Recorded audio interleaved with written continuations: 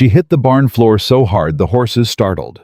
Cole Harrison didn't move at first. He stood in the doorway with snow still melting off his coat, staring at the woman who had collapsed face down in his hay barefoot, soaked through her heavy frame. Shaking so violently, the ground beneath her seemed to tremble with her.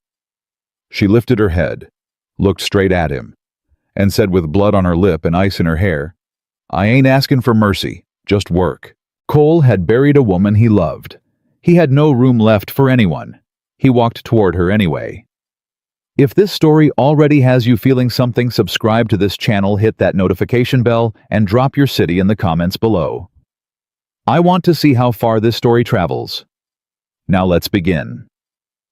The blizzard had been threatening all day. Cole Harrison had read it in the sky the way his father taught him, that particular shade of gray that wasn't just overcast, but angry, the kind of angry that didn't pass through, but settled in and stayed. He'd spent the afternoon moving the last of the hay bales into the east barn, checking the latch on every gate, making sure the cattle were pressed far enough back from the fence line that the wind wouldn't spook them into breaking through. He'd done it alone, the way he did everything now. 3 years alone on a ranch that used to have 6 hands working it, and before that, a woman who made the cold feel like nothing. He didn't think about her if he could help it. He was pulling the barn door shut against the first real gust of the storm when he heard it, not a sound exactly, more like a shift in the air inside the barn. The horses had gone still in a way they didn't go still for weather. They went still like that for predators. Cole stopped, turned back. He took 3 steps inside and raised his lantern. The woman was on the floor between the second and third stall, face down, one arm outstretched like she'd been trying to crawl when her body quit on her. She was heavy, not slight, not the kind of figure that could disappear into a shadow, and she was soaked from her collar to her waist, where the snow had gotten through whatever thin coat she'd been wearing.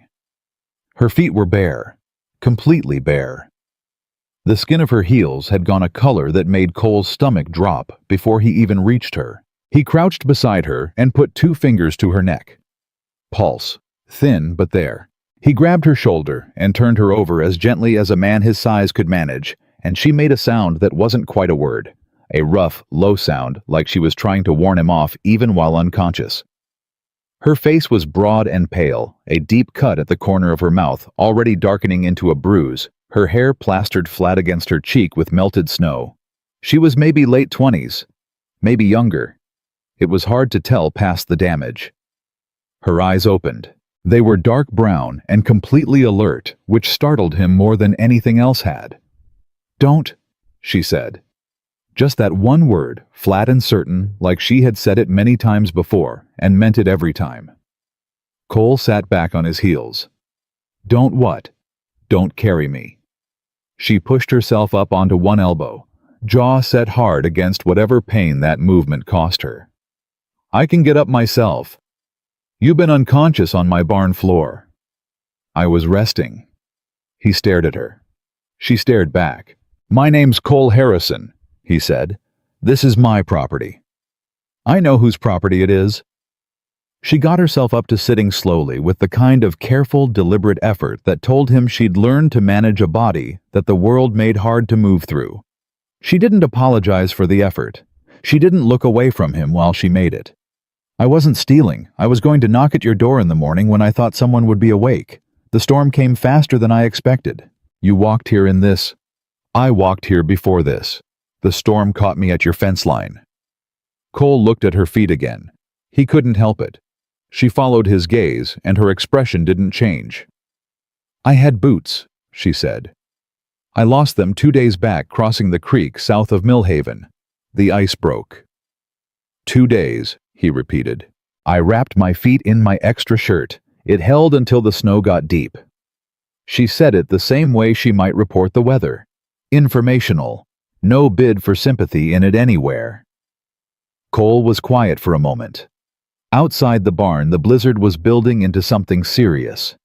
He could hear it now against the walls, that high, sustained howl that meant it wasn't gusting, it was constant. "What's your name?" he asked. "Lena Carter." "Where are you headed, Lena Carter?" She was quiet for just a beat too long. "North," she said.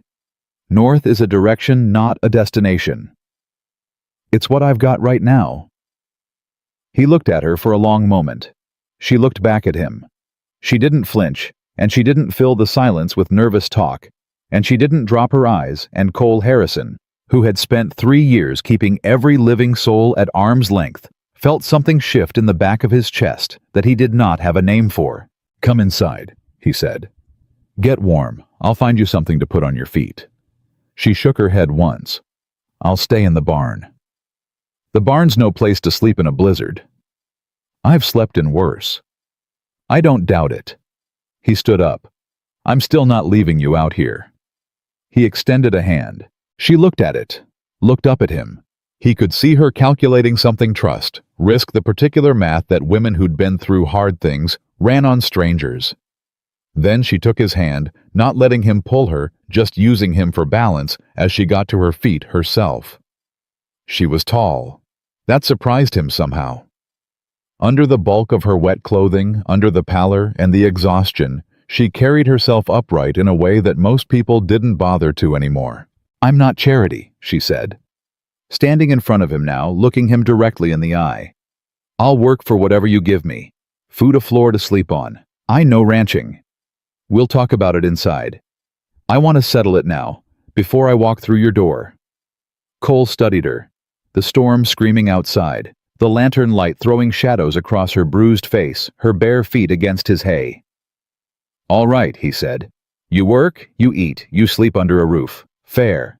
"Fair," she said. She walked out of this barn in front of him barefoot into the snow, and she didn't make a sound.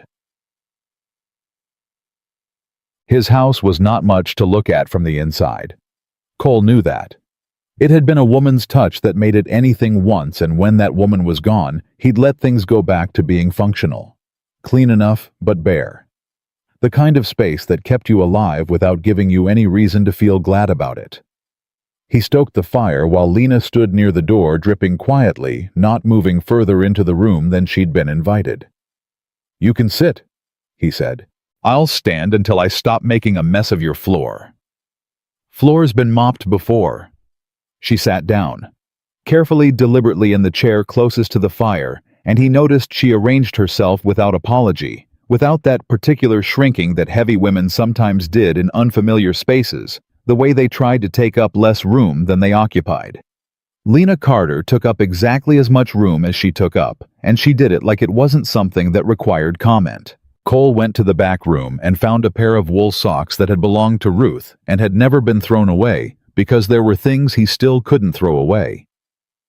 He brought them back with a blanket and a tin of beef he'd cooked 2 days ago that still had enough left to be worth heating. "These'll be big on you," he said, holding out the socks.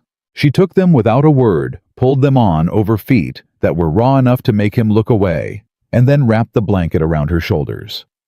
She sat in the firelight, and her breathing steadied, and her color started coming back, and she ate the beef he heated without asking what it was, or making any kind of display of being grateful, just eating like a person who needed to eat and was eating. Cole sat across from her with his coffee and didn't say anything. The blizzard pressed against the windows. After a while she said, "How many head of cattle?" 43, he said. "Down from 60 last fall." "What happened to the others?" "Winter illness. A bad stretch in November. Lost 7 in 1 week." She nodded slowly. "You got any help?" "Not anymore." She looked at him over the tin. "What happened to your help?" He wrapped both hands around his mug. "They leave," he said, "one after another. It's a hard property. The isolation gets to people." She looked around the room. She was doing the same calculation he'd watched her do in the barn, reading a situation with the quiet, methodical attention of someone who'd learned that reading your environment correctly was the difference between surviving it and not. "How long have you been running it alone?" "Going on 8 months. That's too long for one man." "I'm aware of that." The fire cracked. Outside the wind shifted, and the whole house seemed to lean into it. "What can you actually do?" he asked. "On a ranch. Be specific." She set the tin down on the arm of the chair. "I can shoe a horse if you've got the tools. I can mend fence line.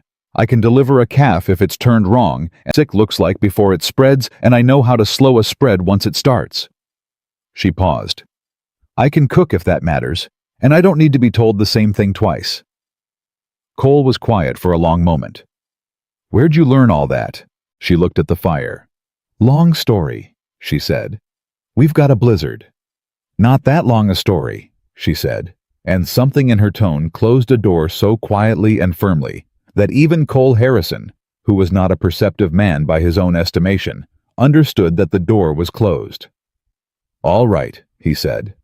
"All right," she said. He showed her the back room, where there was a cot that had been used for ranch hands and hadn't been slept in for most of a year.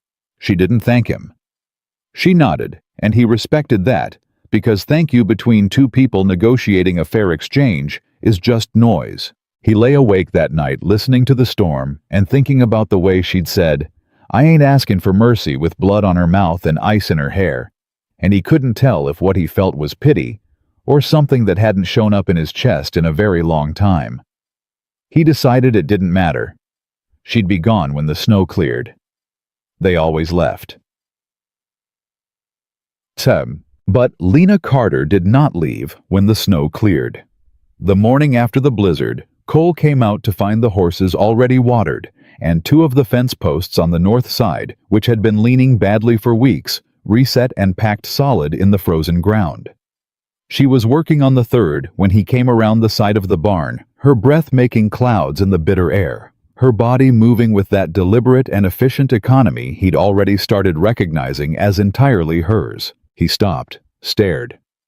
She drove the post into the ground one more time with the back of a shovel handle, and then looked at him. "Your north line was about to go," she said. "If it goes, you lose cattle into Hanover's property, and you'll spend a week getting them back." "I know," he said. "I found boots in the barn," she said. "Old pair. Too big, but I wrapped the toes. They'll do until I can get something better." He looked down. The boots were definitely too big, stuffed at the toe with what looked like strips of burlap. She'd made them work anyway. "Come eat something before you freeze," he said. "I'll finish the fence line first. There's two more posts leaning." "I know, I'll get them." He stood there another moment, watching her drive that shovel handle down into the rock-hard earth with her whole body behind it, methodical and relentless, and entirely unapologetic about what it required of her. And Cole felt that thing shift in his chest again, bigger this time, and still nameless. He went inside and made breakfast for two. The days settled into a shape that neither of them discussed. Lena rose before Cole. She'd have the horses watered and the stalls cleaned before he came out to the barn most mornings, and she did it without announcement or expectation of comment. She didn't ask for direction, she assessed what needed doing, and did it. And when she wasn't sure, she asked a direct question and expected a direct answer, and didn't require anything more than that. She was strong. Not in the lean, wiry way of men who'd worked ranches all their lives. Her strength was different. A kind of dense, settled power that came from a body built solid, and a will that had clearly decided long ago that the body would do what was needed, regardless of how the body felt about it. She'd come in from 6 hours of fence work in February cold, with her fingers going white at the tips, and she'd stand at the stove warming her hands without complaint, and Cole would watch her from across the room and think that he had never in his life met a person less interested in being pitied. She was good with the horses in a way that went past skill into something quieter. Animals trusted her, which Cole had always thought was a more reliable measure of character than anything a person said about themselves. She didn't talk about her past. He didn't ask. There was an understanding between them, unspoken, that felt almost like a treaty. She was here. She worked. He provided what they'd agreed. Whatever she'd been running from when she fell through his barn door was her business, and he respected that the way he respected a fence line, you knew it was there and you didn't cross it. But there were signs. There were nights when he'd come in late from the barn and find her sitting very still at the kitchen table, with her hands wrapped around a cup of cold coffee, her eyes fixed on nothing. Somewhere else entirely. And when he came through the door, she'd be alert in less than a breath, not startled, but ready with the reflexes of a person who'd spent a long time needing to know immediately when someone entered a room. There was the way she reacted to raised voices from town when occasionally riders passed on the road. Not fear exactly. More like the particular stillness of an animal that has learned to be absolutely motionless when danger is close. There was the morning she came out of the back room for breakfast, and Cole noticed a scar along the inside of her left forearm, old and deliberate looking in a way that had nothing to do with ranch work or accidents, and she caught him noticing and pulled her sleeve down without a word, and he poured her coffee and didn't say a thing. She was running from something. Cole knew it the way he knew weather, not because he'd worked it out logically, but because the knowledge lived in the body, in the way the air changed around her when certain things were mentioned.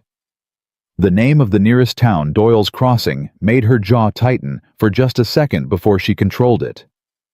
The mention of legal papers contracts anything to do with ownership or binding agreements, and her eyes went somewhere flat and distant for a moment.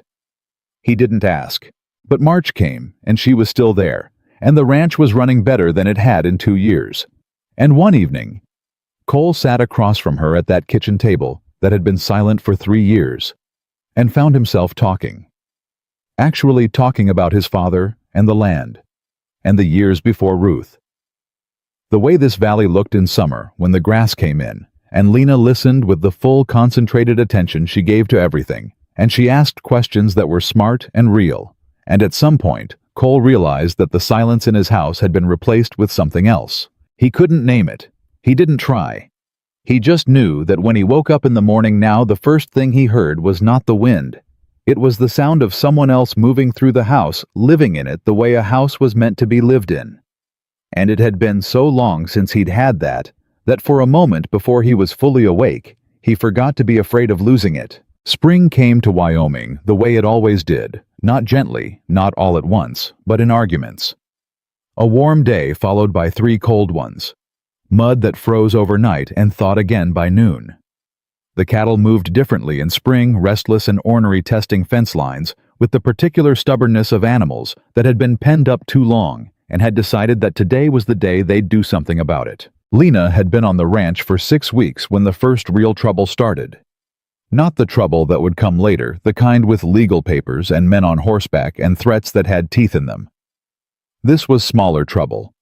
The kind that told Cole something about who Lena Carter actually was, before he knew enough to understand what he was seeing. He'd gone into Millhaven for feed and come back to find 3 of his cattle loose on the road, and Hector Briggs, who ran the neighboring property to the east, sitting on his horse at Cole's fence line with his arms crossed, and his expression set in the particular way of a man who has decided in advance that he's been wronged. Cole pulled his wagon to a stop. "Your fence went," Briggs said.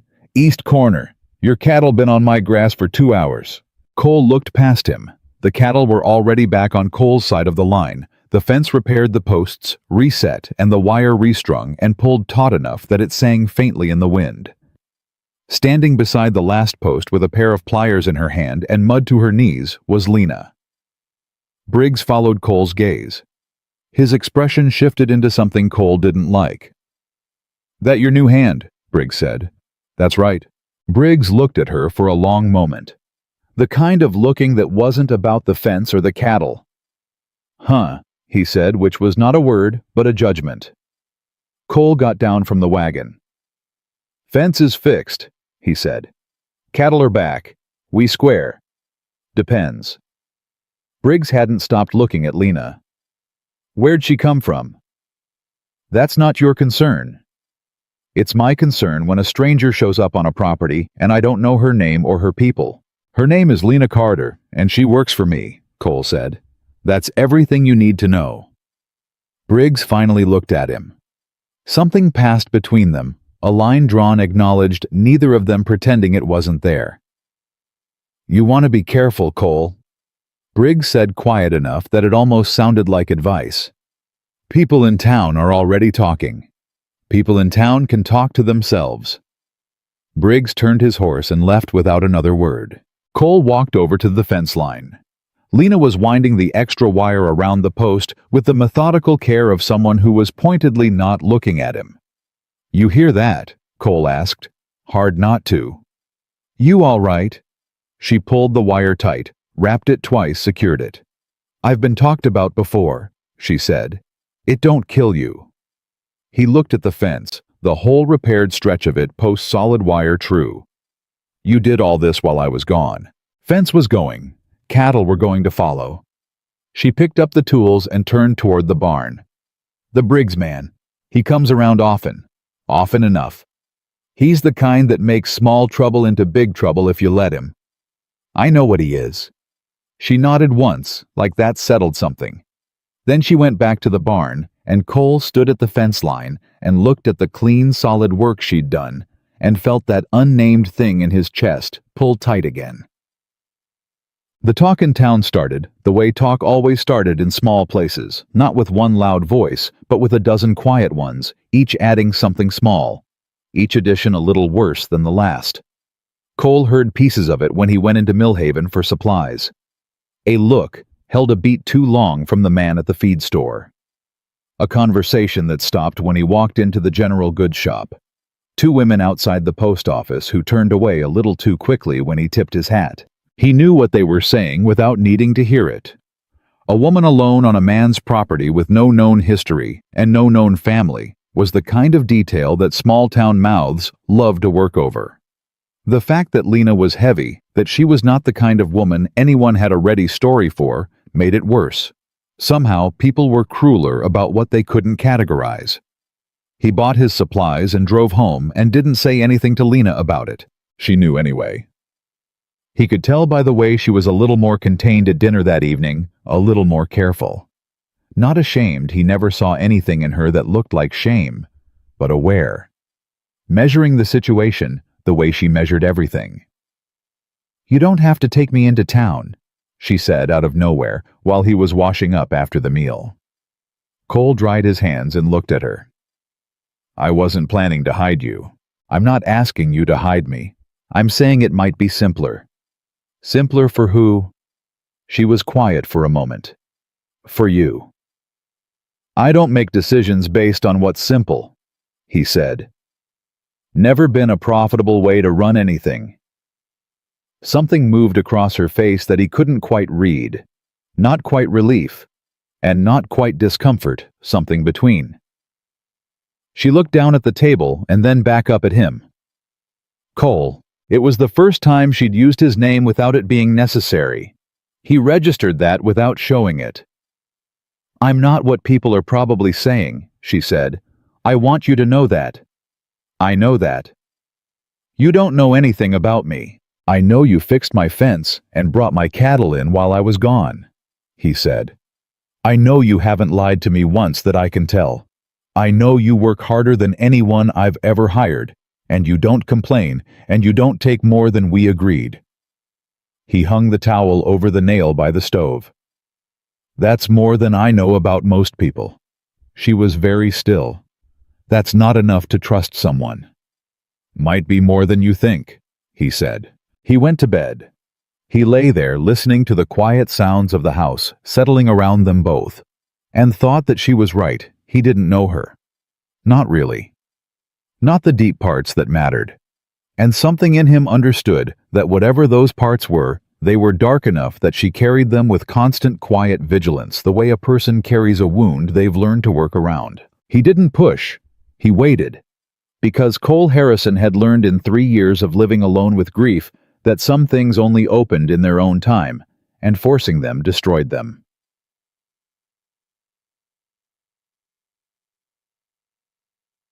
It was the sorrel mare that broke something open between them.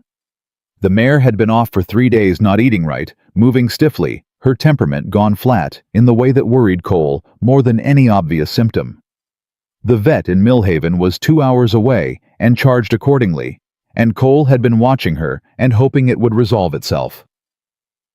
Lena went into the stall on a Tuesday morning and didn't come out for 4 hours. Cole checked twice. Each time she was there, crouched beside the mare with her hands moving over the animal's joints and muscles with a slow, systematic attention that reminded him of a doctor, not a ranch hand. She talked to the horse, low and steady, not the meaningless cooing that people sometimes did with animals, but real words like she was explaining something. Cole stayed out of it. At noon she came to find him where he was mending harness in the barn. "She's got an abscess in her right front hoof," Lena said. It's been brewing for a while. Nobody caught it. I should have caught it. You were watching the wrong thing. You were watching her movement. You should have been watching where she shifted her weight when she stood still. She said it without accusation, just information. I need a poultice, and I need to soak the hoof for 3 days. I know what to make if you've got the materials. He got the materials.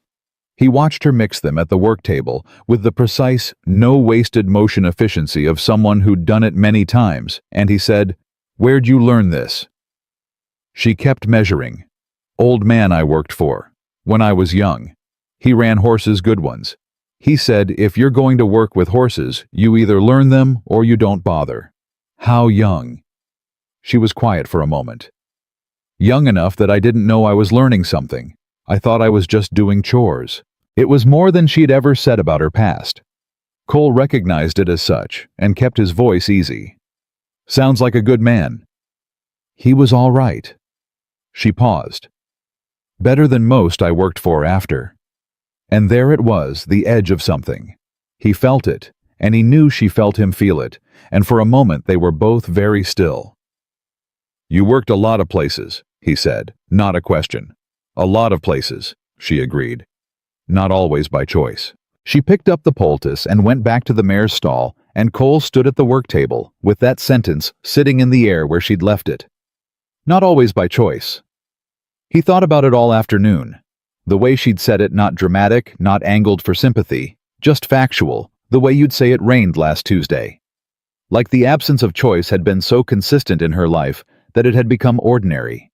Something you reported rather than grieved. The mare was moving better by Thursday. By Saturday, she was eating properly. Lena never said "I told you so," and Cole never asked her to. But that evening, he came inside to find her at the kitchen table with a piece of paper in front of her and a pen in her hand. And when he came through the door, she folded the paper quickly, not frantically, not with guilt, but with the particular speed of someone protecting something private. Cole went to the stove, poured himself coffee. Didn't comment. After a moment she said, "I need to ask you something." "Go ahead." "If someone came here looking for me." She stopped, started again. "If someone came to this property asking about a woman matching my description, what would you tell them?" Cole turned around. She was looking at him directly, which she always did, but there was something different in it now. An openness she'd been keeping closed. An actual question under the words, not just a practical one. "I'd tell them I don't know what they're talking about," he said. Something shifted in her expression. Not relief, something harder than relief. Like a person who has been waiting for a door to close and it hasn't, and they don't quite know what to do with the open space. "You don't know my whole story," she said. "I know you're not a danger to me or my property." "You don't know that either." "No," he said.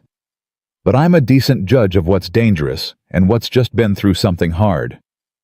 He sat down across from her. "You don't have to tell me anything you don't want to tell me. But I want you to know that whoever might come looking, they're not going to find you easy." She looked at him for a long time. Long enough that it started to feel like something other than a pause. "Cole," she said finally. "Yeah, I left a place I wasn't supposed to leave." She said it flat and plain, the way she said everything. "There are people who think they have a claim on where I go and what I do. They're wrong.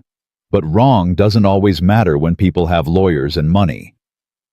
He kept his face still. "What kind of claim?" "The contractual kind." Her jaw tightened for just a second. "The kind that was signed when I was too young to understand what I was signing and didn't have anyone to tell me not to." Cole was quiet. He let the words sit and settle and mean what they meant. "How long ago?" he asked. 8 years. A pause. "I've been running for 2. The fire cracked in the hearth. Outside a nightbird called once and went silent. "The paper you were writing," Cole said. She looked at the folded page under her hand. "A letter," she said. "To a woman in Cheyenne. She helps people in my situation, legally." She looked up. "I've been trying to write it for 3 months, and I can't figure out what to say that sounds real." What do you want to say? That I need help, but I don't want to be if someone just shows me the right door. Cole reached across the table and nudged the pen toward her. Then say exactly that, he said. The way you just said it to me. She looked at the pen, looked at him. Something in her face that he would think about for a long time afterward. Not gratitude, not quite, but something that had gratitude in it, and more besides. Something like recognition, like being seen by someone who was actually looking. She picked up the pen. Cole took his coffee to the other side of the room and let her write. The letter went out with the next postwriter 3 days later. After that, something changed between them. Not dramatically, not with declaration or ceremony, but in the way that things between two private people change incrementally, almost invisibly, in small allowances and small trusts, accumulated the way a winter fire builds one piece of wood at a time. Lena started talking more at dinner. Not about her past, not yet, but about the ranch, about the cattle and the land, and what she'd noticed in the east pasture, what she thought about the well that had been running slow all spring. And Cole started talking back in a way that wasn't just information exchange, but was something closer to conversation, to two people working through a problem together, each one's thinking sharpening against the other's. One evening she said, "Your father built this place." "His father started it," Cole said. "My father finished it, or he thought he did." "What does that mean?" He turned his coffee mug in his hands. "Means every generation thinks they're the one that got it to where it's supposed to be. And then the next one finds out it's still not done yet." She considered that. Maybe it's not supposed to be done. He looked at her. "Maybe that's what a ranch is," she said. "Not a thing you finish, a thing you keep." She paused. "Like a person." He didn't answer that, but he thought about it for a long time after she'd gone to bed, and he was still thinking about it when the sound came, a horse on the road moving fast, pulling up at his gate in the dark. Cole was on his feet before the knock hit the door. He opened it. It was Tom Hadley, who ran the post office in Millhaven, and who had never once in Cole's memory ridden out to anyone's property after dark. "Cole," Tom said. He was breathing hard. He glanced past Cole into the house at Lena, who had come to stand in the kitchen doorway, with her expression already locked into that flat, ready stillness. "There's a man in town," Tom said. "Came in on the afternoon stage. He's been asking questions about a woman." He stopped. Asking very specific questions. The silence in the room changed quality. Cole looked at Tom. Tom looked at Lena. Lena didn't move, but something went out of her face. Something that had been building there slowly over 6 weeks. Something that had almost started to look like ease. "What's his name?" Cole asked. Tom pulled a folded paper from his coat. "He left this at the post office," he said. "Said to give it to anyone who might know." Cole took it, unfolded it, read it once. Then he read it again, because the first time he thought he'd misunderstood. He hadn't. He looked up at Lena. Her eyes were on the paper in his hand, and her face was the face of someone who already knew what it said, or who could guess close enough that knowing wouldn't change anything. "His name's Doyle," Cole said quietly. "Victor Doyle." Whatever color was left in Lena Carter's face went out like a lamp, and Cole Harrison understood in that moment that the thing she'd been running from for 2 years had just arrived in Millhaven, and it had come with papers. Tom Hadley didn't stay long. He was a good man, and a careful one, and careful men in small towns knew when to deliver a message and when to get out of the way of whatever came next. He said goodnight, mounted his horse, and rode back toward Millhaven without asking a single question, which told Cole more about Tom Hadley's character than 10 years of neighborly acquaintance had managed to. Cole closed the door. Lena hadn't moved from the kitchen doorway. She was standing exactly where she'd been when Tom arrived. Her arms at her sides, her weight distributed evenly the way it always was when she was bracing for something. She looked at the paper in Cole's hand. "Read it to me," she said. "All of it." Cole looked down at the paper. It was printed in the careful, formal script of someone who'd paid to have it written properly, the kind of document that was designed to look more official than it was. It says, you are party to a labor contract entered into in the county of Harlan, Colorado, in the year 1871. It says the contract was for a term of 15 years. It says you left before the term was complete, and that one Victor Doyle landowner is owed the remaining value of your labor. He stopped. It's got your name on it, Lena. Your full name. Lena Mae Carter, she said flatly. That's right. That contract, she said, was signed by my mother when I was 14 years old. She signed it for $20 and a promise that I'd be housed and fed and taught a trade. She said it the way she said everything difficult, not with heat, but with the particular coldness of someone who has had a long time to get past the heat and arrive at something harder and more durable. My mother needed the $20. She was dying, and she had 3 children younger than me, and $20 was the difference between them eating and not eating. Cole was very still. I don't blame her, Lena said. I want to say that first. She did what she thought she had to do, but what Doyle told her the contract said, and what it actually said were 2 different things, and by the time I was old enough to read it properly, I'd already been on his property for 4 years. What did it actually say? That I owed him labor until I'd paid back not just the $20, but what he calculated as the cost of my room and board over the full 15 years, which he kept adjusting. Her voice stayed level. Every time I thought I understood the number, it was different. Every time I got close to asking about the end of it, there was a new cost, a broken tool, a sick animal, something I'd done wrong that added to what I owed. She finally moved, crossed the kitchen to the table, and sat down heavily like the weight of what she was saying had physical mass. I left when I was 22. I found out there was a fire in the records building in Harlan County, and I walked out that night and I didn't look back. You said you burned the records. She met his eyes. In the summary I gave you when I first got here, yes. A pause. I didn't set the fire, but I knew about it before it happened. And I chose not to warn anyone. Another pause, careful and deliberate. I won't apologize for that. I'm not asking you to, Cole said. He sat down across from her and put the paper on the table between them, and they both looked at it for a moment. The fire didn't get everything, Lena said. Doyle is careful. He keeps copies.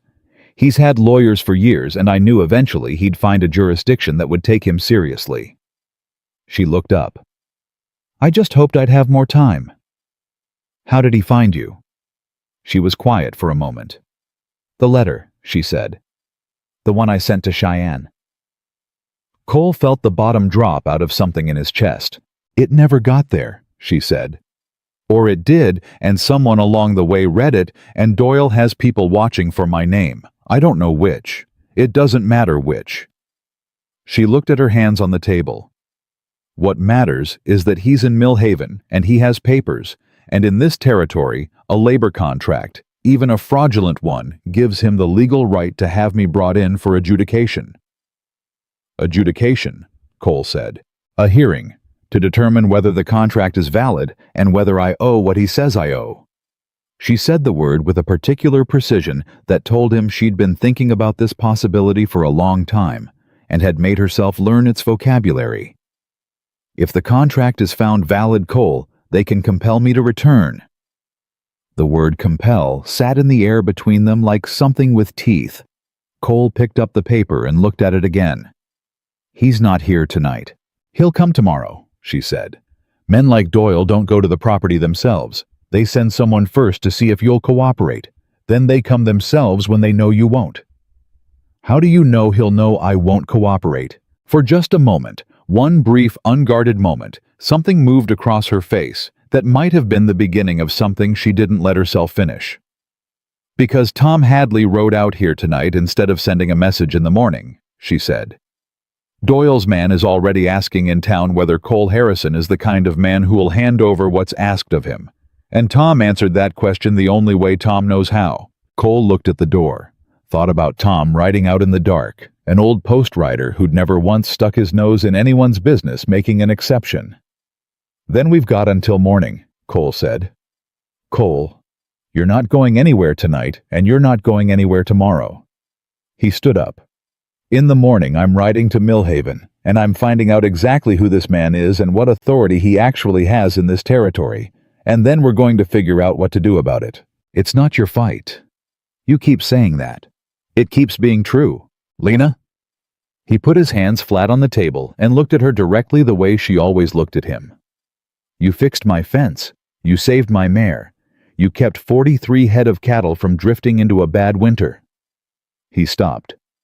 You sat across from me at that table for 6 weeks, and you made this house into something other than a place I was waiting to die in. He straightened. It became my fight about a month ago. I just didn't say anything because you would have argued with me. She stared at him. He took the paper and folded it and put it in his coat pocket. Get some sleep, he said. We'll need to be sharp tomorrow. She didn't say anything, but she didn't argue.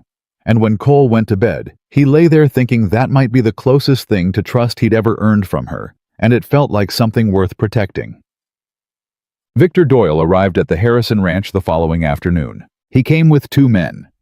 One Cole recognized as Wade Mercer, who ran errands of the unpleasant variety for whoever paid him, and one Cole had never seen broad-shouldered and quiet, in the way that quiet men are sometimes more dangerous than loud ones.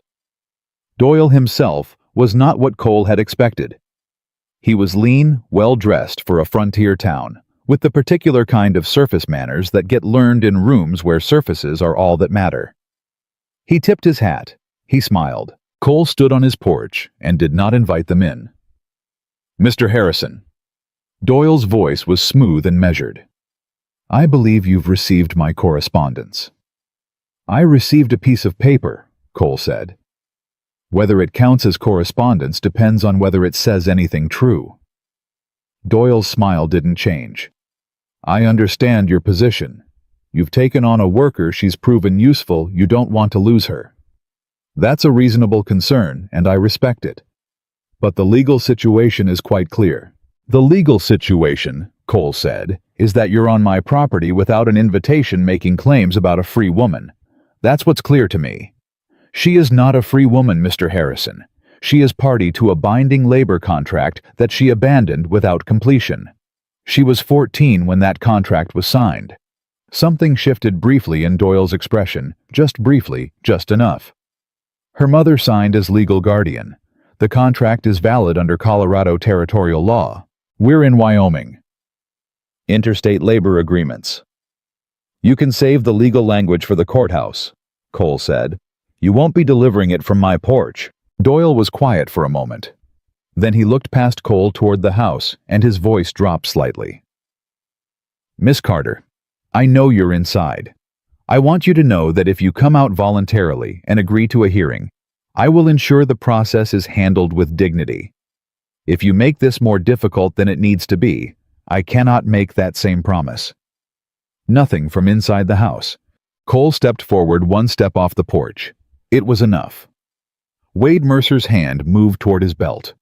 The broad-shouldered man shifted his weight. Get off my land, Cole said. Not loud, not with heat, just flat and certain the way a fence line is certain. Doyle looked at him for a long moment. The smile came back smaller and colder this time. I'll be filing with the territorial court in Cheyenne within the week, he said. Once the court issues an order, Mr. Harrison, it won't be a matter of your willingness or unwillingness. It will be a matter of law. He put his hat back on. I'd suggest you use the time to make your peace with the situation. He turned and rode out with his men. Cole stood and watched them go until they were out of sight. Then he went inside.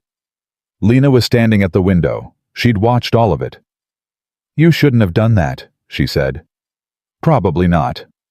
Cole agreed. Too late now. He'll file with the court. He wasn't lying about that. He has lawyers, and he has money, and he has done this before, found people like me, and dragged them back through legal channels because he knows the system well enough to make fraudulent claims look legitimate.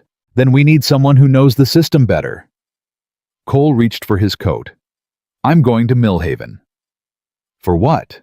There's a man who came through here 2 winters ago, stayed 3 weeks while his wagon wheel was being repaired. Name's Arthur Prentice. He's a lawyer out of Cheyenne. Good one. He paused. He told me once that the worst cases he'd ever seen were labor contracts signed over minors without proper judicial review. Said those contracts had about as much legal standing as a handshake in a card game. Lena stared at him. You remember a conversation from 2 winters ago. I remember things that seem like they might matter someday. He picked up his hat. I'll be back before dark.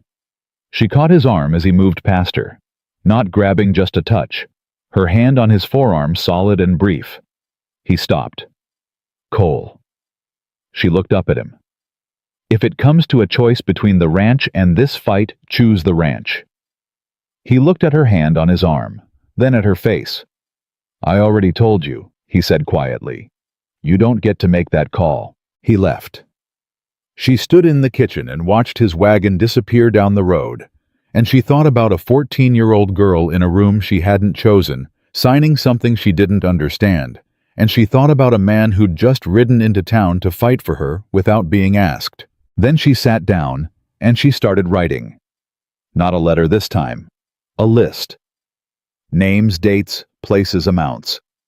Every detail she'd carried in her memory for 8 years because she'd known someday she might need it, and there'd be no record left but what she held in her own mind. She wrote for 2 hours without stopping.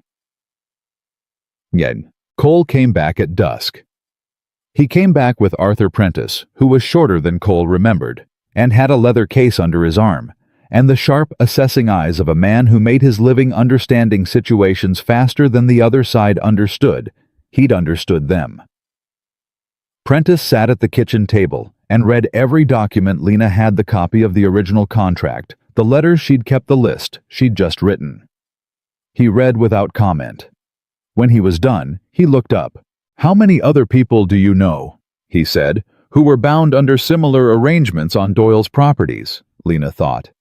At least 6, maybe more. I knew 6 personally. Names. Some. Locations where they might be now. 2 of them I know for certain. One is in Denver. One is in a town called Ferris south of here. Prentice nodded slowly. He looked at Cole. This is bigger than one contract, he said. Doyle has been running a labor procurement operation for at least a decade. If we can get even 2 corroborating witnesses, the contract against Miss Carter doesn't just become unenforceable, it becomes evidence. Evidence of what? Cole asked. Involuntary servitude. Prentice said it plainly. Which ceased to be legal in this country 11 years ago. The kitchen was very quiet. Lena sat with her hands flat on the table and her face very still, and the word servitude moved through the room like something that had always been in it finally named. He's going to file this week, she said. You said we'd need time to build a case. We need witnesses, Prentice said, and we need to file a counter motion before his petition is docketed, which means I need to be in Cheyenne by Thursday. He looked at her. It also means, Miss Carter, that you are going to have to be willing to testify, in front of a judge, on record, everything you've told me tonight.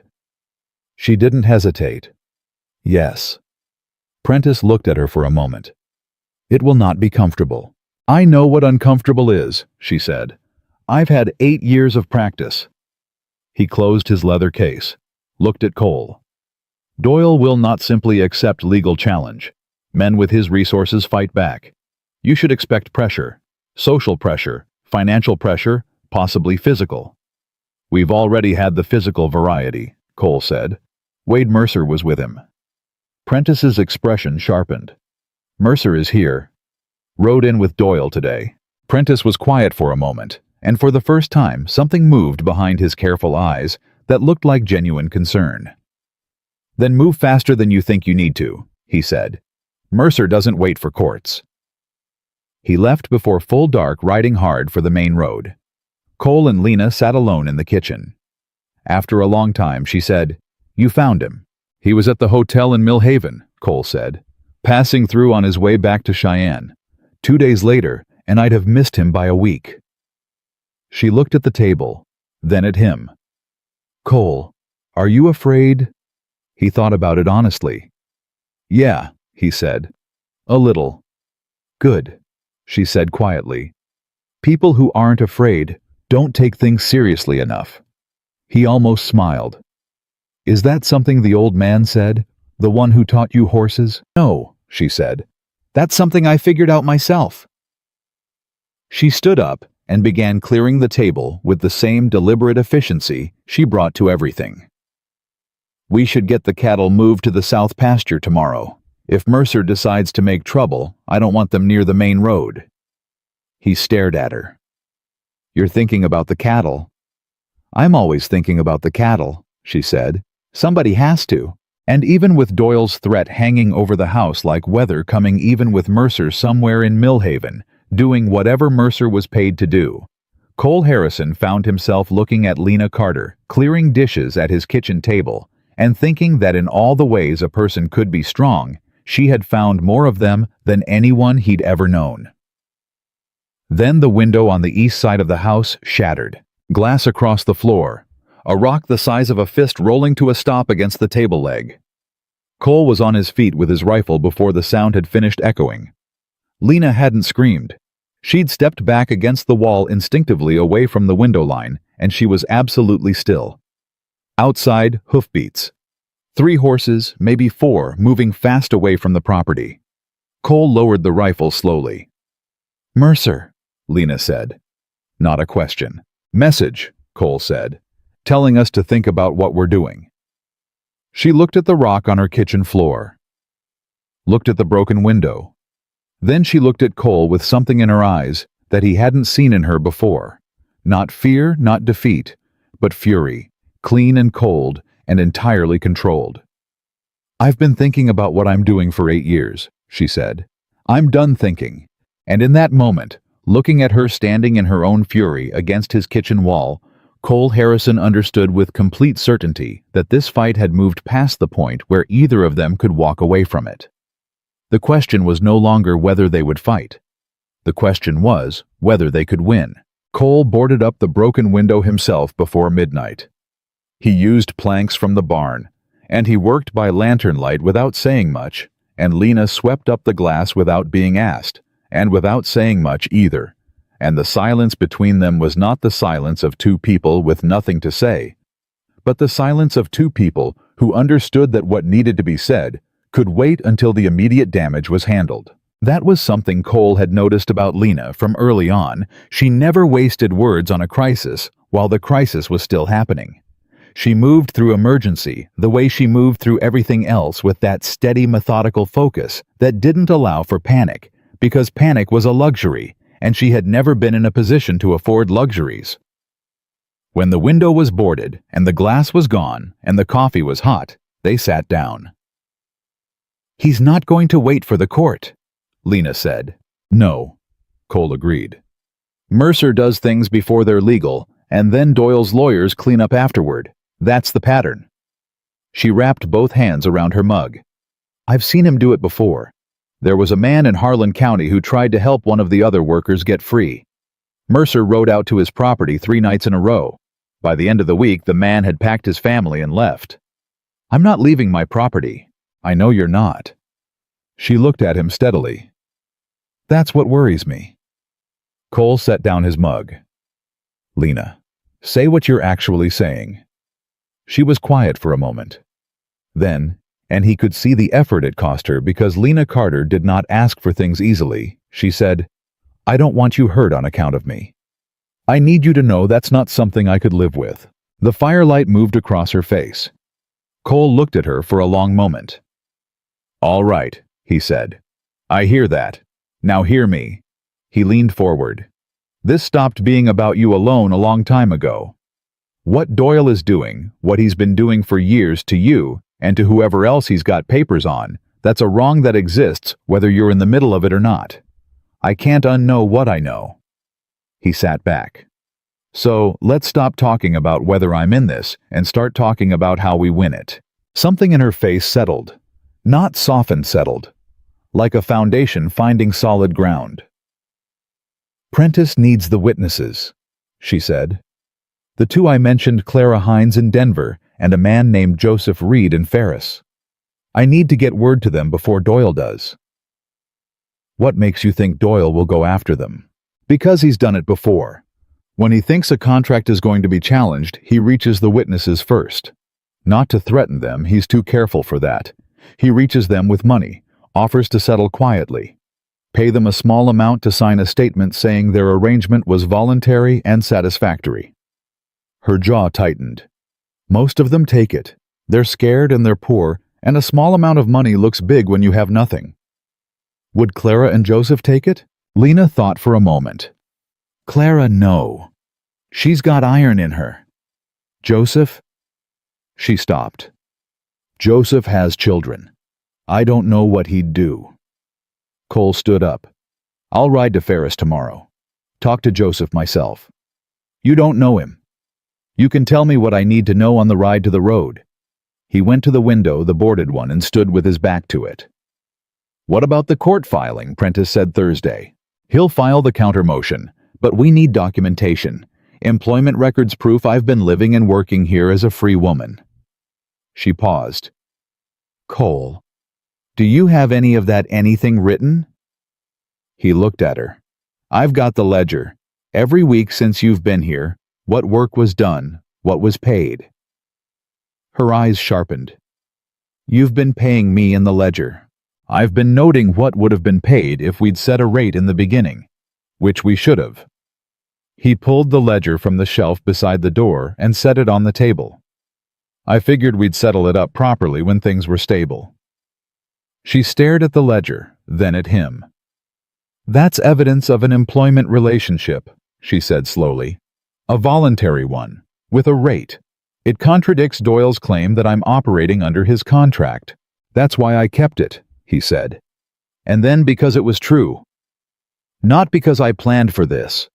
Because my father taught me that a ranch without records is a ranch that can be taken from you on someone else's word. She picked up the ledger and opened it, and read through it slowly, page by page, and Cole watched her read it, watched her take in 6 weeks of careful entries in his handwriting dates, tasks, amounts, and he watched something happen in her face that he'd never quite seen there before.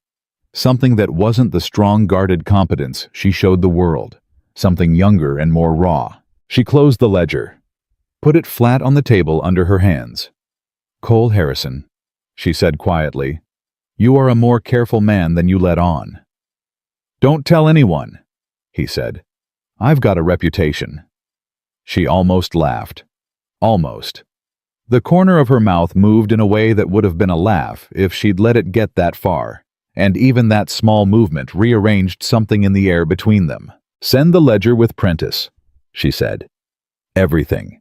And write a formal statement, a letter signed and dated, attesting to my employment and my residency on this property as a free person under voluntary agreement. I'll write it tonight. I'll write mine at the same time. She was already reaching for the pen. They sat at that kitchen table until past midnight, writing separately and quietly, while the fire burned down and the boarded window held against the dark. And Cole thought that this was the strangest kind of partnership he'd ever been in, and also somehow the most honest one. Cole rode to Ferris the next morning. It was a 4-hour ride each way, and he went alone because Lena couldn't risk being seen on the road with Doyle's men, likely watching the property. He left before dawn, told her to keep the rifle where she could reach it, and rode out into the cold gray morning, with Joseph Reed's name in his coat pocket and nothing much else to go on. He found Reed at the edge of town, working a small plot of land that had the tired look of soil that had been pushed too hard for too many seasons. Reed himself was a wiry man in his 40s, with the particular wariness of someone who expected bad news and had arranged his face to receive it. Cole introduced himself, said Lena's name, watched Reed's face go through 4 different things in about 2 seconds. You better come inside, Reed said. The inside of Reed's house was small and had children in it. 3 of them, all under 8, all watching Cole with wide eyes from the doorway, while Reed put the kettle on and didn't say anything until it was just the 2 of them at the table. How is she? Reed asked. She's fighting, Cole said. She needs you. Reed turned his cup in his hands. I've got kids. I know. Doyle has a long reach. I know that too. You don't know it the way I know it. Reed's voice was quiet and flat. I've had the kind of night you don't forget. I've had men ride past my fence line slow enough to make sure I saw them. I've had my water supply go strange for a week in a way nobody could prove was deliberate. He stopped. I've got 3 children, Mr. Harrison. Cole said nothing for a moment. Then, Reed, what Doyle did to Lena Carter, he did to you too. And to whoever else he's got on paper somewhere. And he's going to keep doing it until someone stops him because there's no cost to him yet. There's no consequence. He leaned forward. Your testimony in Cheyenne is a consequence, maybe the only one that actually lands. Reed looked at the doorway where his kids had been. They drifted back into the other room. He could hear their voices, small and ordinary. If I testify, he said, and Doyle walks anyway, then you've still told the truth on record, Cole said. And that record doesn't go away. Lawyers like Prentice know how to use records even when they don't win the first time. Reed was quiet for the long time. Long enough that Cole thought it was over, that he'd come 4 hours for a no, that Joseph Reed's fear was going to win over his decency, and Cole couldn't blame him for it, and would have to ride home and tell Lena. Then Reed said, "Tell me what I'd have to do," Cole told him. All of it. Straight and complete, including the parts that were uncertain, and the parts that were risky, and the parts where Cole himself didn't know the outcome. He didn't minimize it. Lena wouldn't have, and he took that as his standard. When he was done, Reed sat back. You came all this way for a woman you hired 4 months ago, he said. It wasn't quite a question. 6 weeks, Cole said. And yes, Reed looked at him for another long moment. Then he nodded once, slow, the nod of a man who's made a decision he knows is going to cost him something. I'll write the statement, he said. I'll give you everything I have, but I can't go to Cheyenne in person. Not with the children. A written statement is enough, Cole said. Prentice can work with that. He rode back to the ranch with Reed's signed statement folded carefully in his coat, and it was the best 4 hours of riding he'd done in recent memory. He arrived back to find 3 men from Millhaven at his gate. Not Mercer, not Doyle's men. He recognized 2 of them. Dan Purcell from the feed store and old Martin Greer, who owned the livery. The third was a younger man he didn't know well. They weren't there to cause trouble. That much was clear from how they were standing. Purcell had his hat in his hands, which was the body language of someone who had come to say something uncomfortable and was trying to say it decently. Cole pulled his horse to a stop. Dan. Cole. Purcell looked at him and then passed him at the house. We need to have a conversation. You could have sent a message. We thought it deserved a face-to-face. Purcell shifted his weight. There's pressure coming from Doyle on the town. He's talking to suppliers, suggesting that businesses in Millhaven that have dealings with your ranch might find their own supply arrangements getting complicated. Cole went very still. He's threatening the town's commerce. He's not threatening, he's suggesting. Purcell's mouth twisted. It amounts to the same thing. He's got reach into the rail supply route, and if he decides to make trouble in that direction, it affects every business in Millhaven. He paused. We're not here to ask you to give her up, Cole. I want to say that straight. Most of us don't have any appetite for what Doyle is doing, but there are people in town who are scared, and scared people make bad decisions, and I thought you should know what's coming. Cole looked at Purcell, at Greer, who hadn't said anything but was watching Cole with old eyes that had seen a few fights and seemed to be calculating whether this one was winnable. At the young man who looked like he'd come because he believed in something and hadn't had enough years yet to talk himself out of it. I appreciate you coming, Cole said. All of you. That took something. Doyle's going to make his play at the town meeting Thursday, Purcell said. He's called it himself, which he has the legal standing to do as a property holder in the county. He's going to make his case publicly, about the contract, about you harboring a runaway. He paused. If there's anything if there's anything Miss Carter wants said at that meeting, Thursday's the time to say it. Cole thought about Lena at the kitchen table, with her pen writing her list of names and dates with the precise, merciless memory of someone who had been keeping score for 8 years. Thursday, he said. We'll be there. Purcell nodded, settled his hat back on. For what it's worth, he said quietly. Martin here already told 3 people that any business that cuts ties with the Harrison Ranch on Doyle's say-so won't be getting his horses shod anymore. He glanced at Greer. That's his whole livery operation and half the ranchers in the valley. Greer shrugged one shoulder, unbothered. Man's got to have principles, he said. Otherwise, what's the point of the gray hair? They rode back toward town. Cole watched them go and then went inside. Lena was at the table. She'd been working all day. He could see it in the pile of papers in front of her and in the particular set of her shoulders that meant she'd been holding herself at high concentration for a long time. She looked up, read his face. What happened? He told her everything. Reed's statement, Purcell's warning, the town meeting Thursday, Greer's declaration about the horses. She listened without interrupting. When he was done, she was quiet for a long moment. Martin Greer, she said. He's the one who looked at me sideways in the street 3 weeks ago. People change their positions, Cole said. When it costs them something to do the right thing, yes. She said it without bitterness, just observation. It's the ones who do it before there's a cost I trust. The rest I appreciate. She picked up the top sheet from her pile and held it out to him. I've been working on this all day, she said. Read it. He took it. It was dense with detail dates, locations, names, amounts, descriptions of specific incidents. The kind of document that had only one possible source memory so precise and so long preserved that it had become something close to a record even without the official papers to back it up. He read it twice. Lena, he said, this is everything I know, she said. Every person, every arrangement, every discrepancy between what Doyle's contract said and what actually happened. Everything I witnessed. She paused. There are things in there I've never said out loud. To anyone. He set the document down carefully. Looked at her. If I'm going to stand in front of a court and say my piece, she said, I'm going to say all of it, not the safe parts. All of it. It'll be hard. I know. People will hear it. I know that too. She met his eyes without flinching. Cole, for 8 years I carried all of that by myself because there was no one to give it to. No one who would take it and know what to do with it.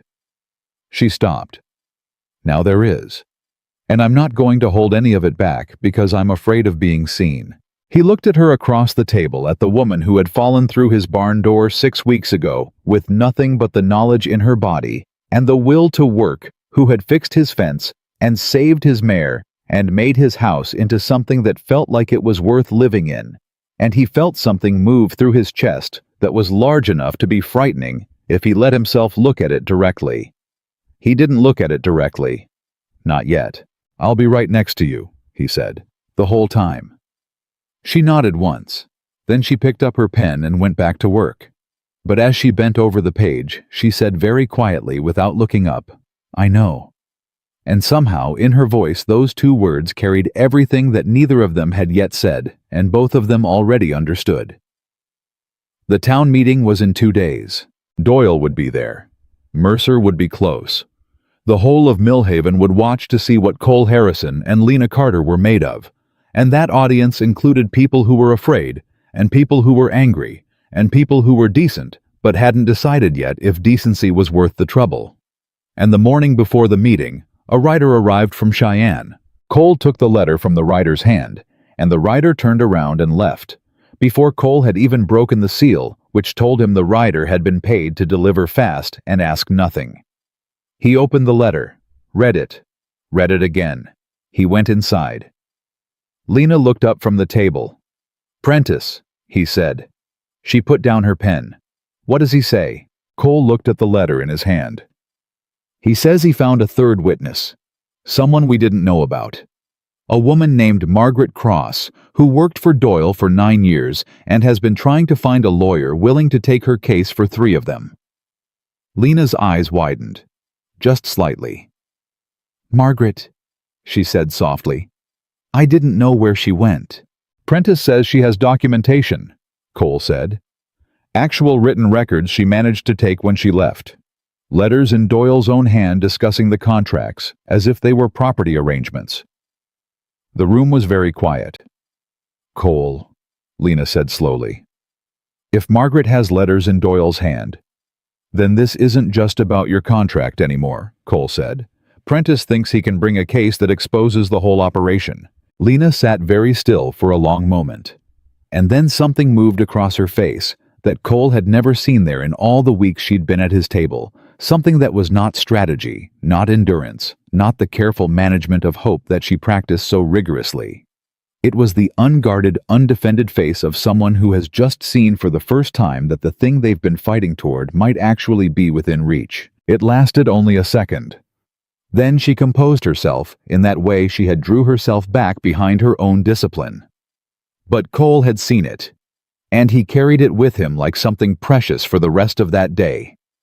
The town meeting was held in the Millhaven Assembly Hall on a Thursday evening in early April, and by the time Cole and Lena arrived, every seat was taken, and people were standing 3 deep along the back wall. Cole had been to town meetings before. They were usually quiet procedural things. Water rights, road maintenance, disputes about property boundaries that had been argued for decades, and would be argued for decades more. This was not that kind of meeting. This had the particular electric quality of a room full of people who had already taken sides in their own minds and were waiting to see which side would have to justify itself. Doyle was already there when they walked in. He was seated at the front with 2 men Cole didn't recognize, lawyers from the look of the cases they carried, and Wade Mercer stood against the wall to the right with his arms crossed and his eyes on the door. Mercer's eyes found Lena the moment she walked in. He didn't move. He just watched. Lena walked in beside Cole, and she didn't look at Mercer, and she didn't look at Doyle, and she didn't look at the room full of faces turning toward her. She looked straight ahead, chin level, shoulders back. Her weight carried the way she always carried it, without apology, without performance. Just the simple physical fact of her presence in a room that hadn't expected her to show up. Cole felt the shift in the room when people saw her. Some of it was curiosity.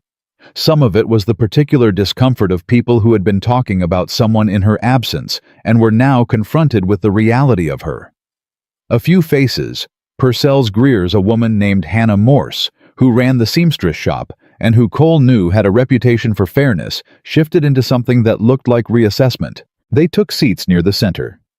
Arthur Prentice was already there on the aisle, his leather case on his knees, and his expression carrying the professional calm of a man who had walked into difficult rooms before and had found that calm was the most powerful thing he could bring. Doyle opened the proceedings himself. He was good at it, smooth, measured, the kind of speaker who made unreasonable positions sound like simple common sense.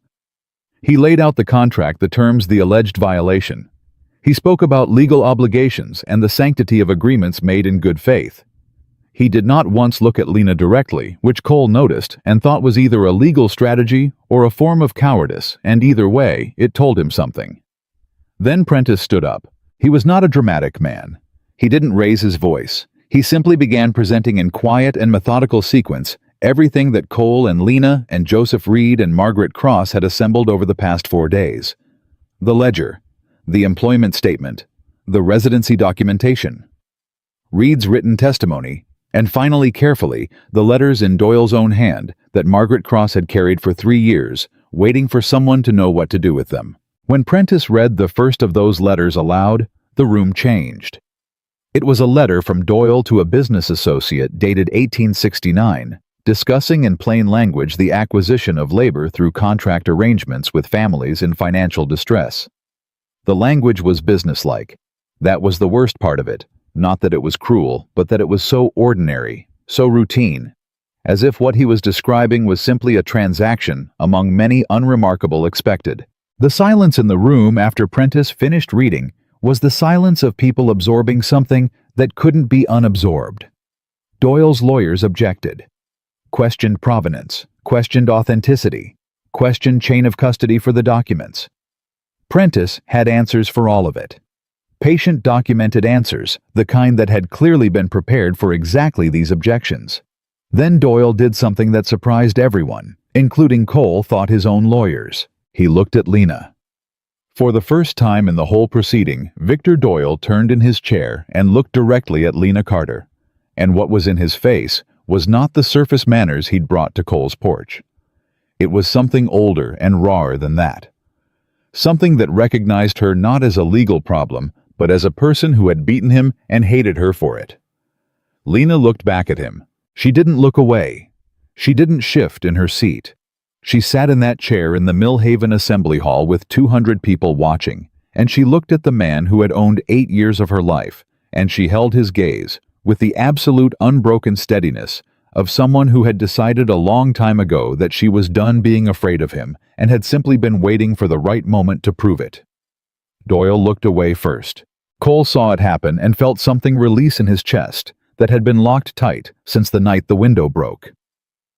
The county adjudicator, a small man named Fletcher, who had the look of someone who had not expected his Thursday evening to go this way, called for a recess and took 45 minutes with the documents in a back room and came out looking like a man who had read something that clarified a situation he'd previously found murky. He declared Doyle's claim against Lena Carter without legal standing in Wyoming territory. He further noted for the record that the documentation presented by Mr. Prentice raised questions of sufficient gravity regarding Mr. Doyle's broader business practices that he would be forwarding the materials to the territorial court in Cheyenne for review. Doyle stood up. His lawyers put hands on his arms. He sat back down. Mercer was already gone from his place against the wall. Cole noted the empty space and filed it away.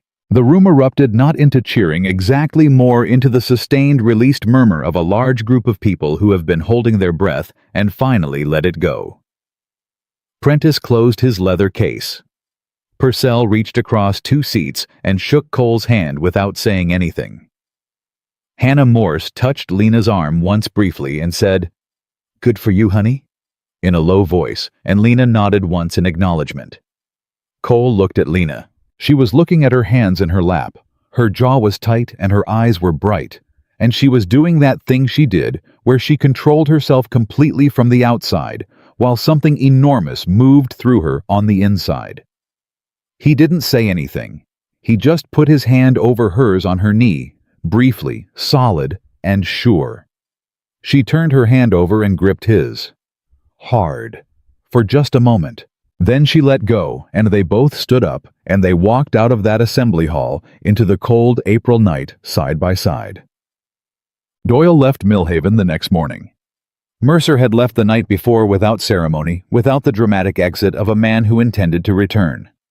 They simply went the way bad weather goes, not because it wanted to, but because it had spent itself. Prentice rode for Cheyenne with the full documentation package, and a case that he told Cole on his way out had a better chance than most he'd seen. "Margaret's letters alone are worth a prosecution," he said. "Doyle has been careful, but careful men make mistakes when they think they're untouchable. He was untouchable for a long time." He looked at Lena. Until he wasn't. After Prentice left, the ranch was quiet. It was a different kind of quiet than the kind Cole had been living in before Lena arrived, not the hollow quiet of a place that had given up on being inhabited, but the settled quiet of a place that had found its shape and was resting in it. The first week after the hearing, 3 things happened that Cole noted but didn't remark on. Tom Hadley rode out with a letter for Lena from Clara Hines in Denver. Clara had heard from Prentice, had given her own statement, and wrote to say she was all right, and that she had been waiting a long time for someone to actually move on this.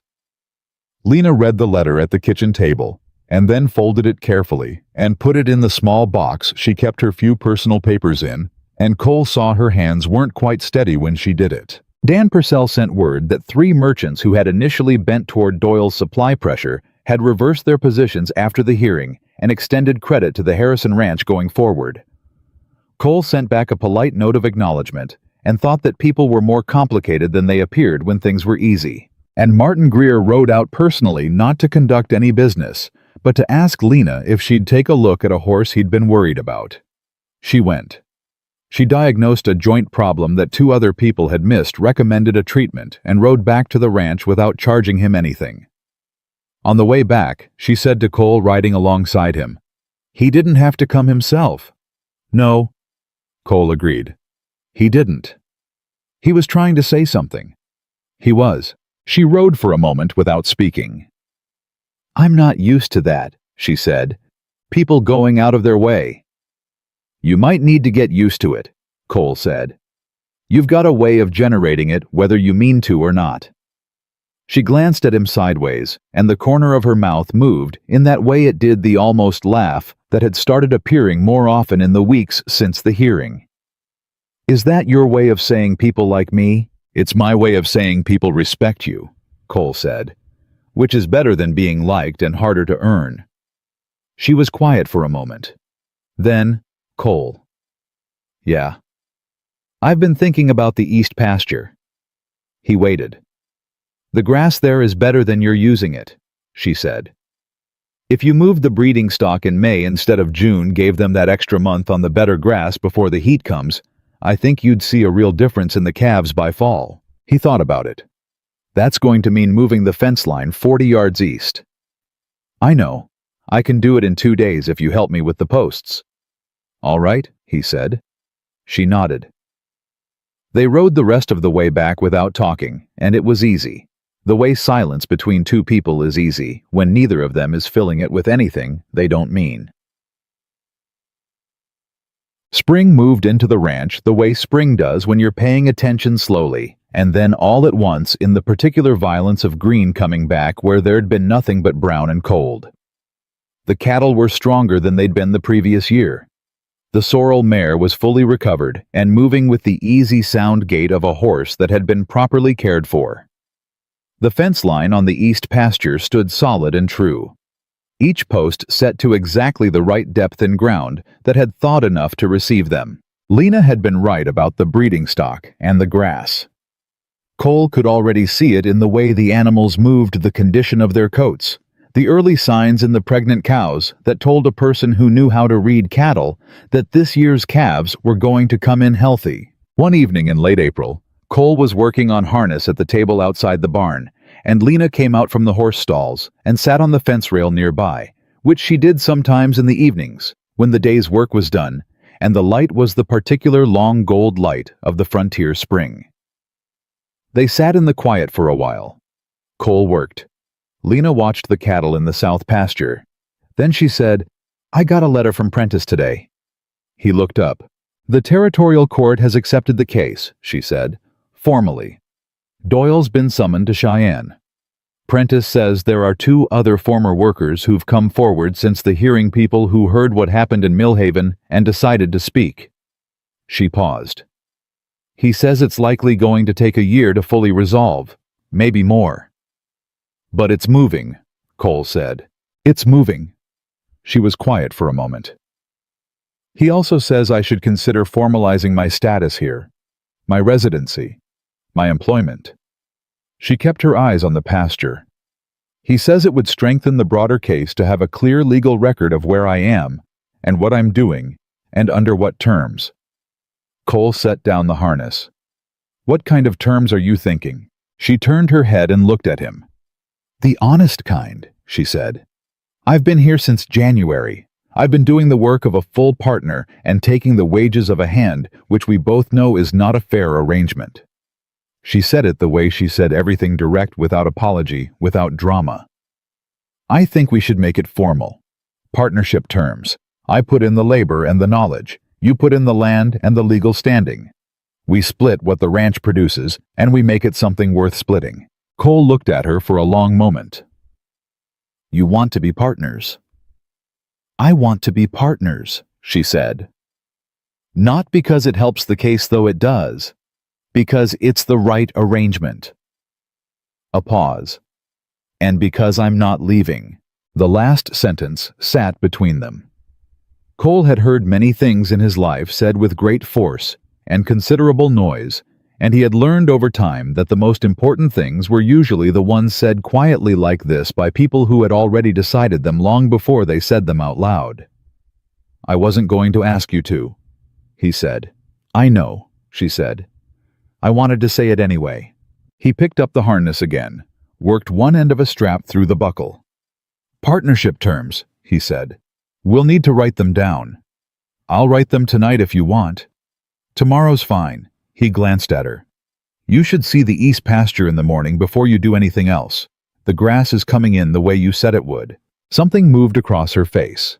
Not the almost laugh, something quieter than that, something that lived underneath the laugh.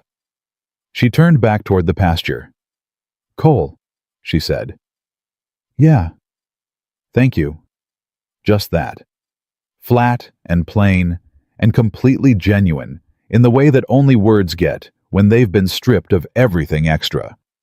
For the barn, for the socks, for the letter, for the ledger, for all of it. He didn't answer right away. He finished the strap, ran it through twice, pulled it tight. You fixed my fence, he said finally. You saved my mare. You kept 43 head of cattle from drifting. He paused. I figure we're about even. She made a sound that was undeniably a laugh.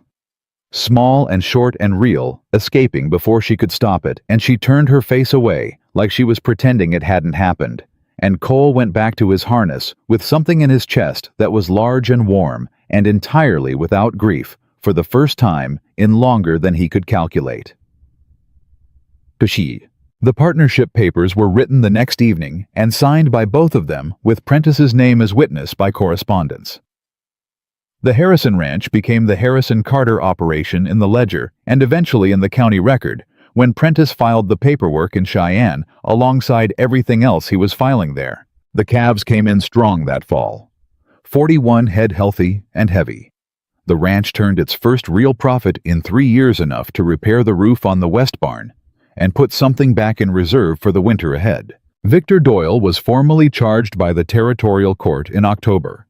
The process was slow and imperfect, and Cole had been around long enough to know that slow and imperfect was still better than nothing, which was what Lena and people like her had been getting for the better part of a decade. Margaret Cross testified in Cheyenne with the same quiet iron resolve that Lena had shown in Millhaven. Joseph Reed's written statement was entered into the record. By the time the first snow came to Wyoming, Doyle's operation was under formal investigation, and his ability to enforce any of his labor contracts had been legally suspended pending the outcome. It was not everything. Cole knew it, and Lena knew it more clearly than he did. The system that had allowed what Doyle did was bigger than one man and would outlast one case and one verdict. But a verdict had a name on it. And names on verdicts were how systems changed slowly, imperfectly, one name at a time. On the first real snowfall of the winter, Cole came out to find Lena already in the barn, moving through the familiar morning work with the particular ease of a person entirely at home in the space they're moving through. The horses knew her sounds. Now they shifted toward her automatically, the mare nickering softly, when Lena reached the stall. Cole stood in the doorway for a moment without announcing himself. He watched her work. Watched the way she moved through the barn, the way she moved through everything with that complete, unperforming competence that he had stopped being surprised by, and had started simply expecting the way you expect the sun to be in the east in the morning. She heard him, turned. You're up early. Couldn't sleep. She looked at him. Read his face the way she read everything quickly and accurately. What's wrong? Nothing, he said, and meant it. I was just thinking. About what?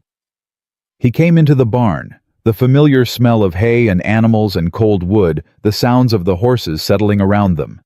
He stood beside her at the mare's stall. My father used to say a ranch is a thing you keep, he said, not a thing you finish. She looked at him. You told me that once.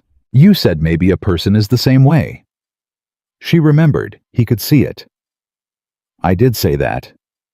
I think you were right, he said simply. She was quiet for a moment. Then she turned back to the mare, ran a hand along the horse's neck with that easy, practiced affection that the animal leaned into. Cole, she said. Yeah. We're going to need 2 more hands by spring. The herd is big enough now that 2 people can't manage calving season properly. He almost laughed. He stopped himself because he knew she was entirely serious, and she was entirely right. I'll put the word out in Millhaven. Good. She moved to the next stall. And the south fence is going to need work before the thaw. The posts shifted. I saw that. We should do it in February so we're not rushed. Agreed. She went through the stalls, and he went behind her, and they worked through the morning the way they'd been working through mornings for months now, with the particular rhythm of two people whose movements have learned to account for each other without discussion. And outside the snow came down steady and soft over the Wyoming frontier, over the fence line they had fixed together, over the land that bore both their names now, over the barn and the house that had stopped being empty and started being something else entirely. Lena Carter had arrived with nothing, no shoes, no past. She could safely speak, no future she could afford to count on. She had come in from the cold on nothing but the belief that work was worth something, and that her body and her mind and her will were worth more than anyone had been willing to pay for them. She had been right about that. She had always been right about that. It had just taken the right acre of Wyoming ground and the right stubborn lonely man and one blizzard on the right night to give her the space to prove it. And Cole Harrison, who had lived for 3 years in a house that was a house, and nothing more, who had gone to sleep every night in the silence of a man who had stopped expecting things to get better. Cole Harrison had learned something in the months since that January storm that he could not have learned any other way. Home is not what you inherit when someone leaves it to you. Home is not what stands when everything else falls away. Home is what you build, deliberately, imperfectly. One repaired fence post, and one honest conversation, and one shared morning at a time with someone who has decided, as you have decided, that this ground is worth staying on. They had both decided, and the ground held them.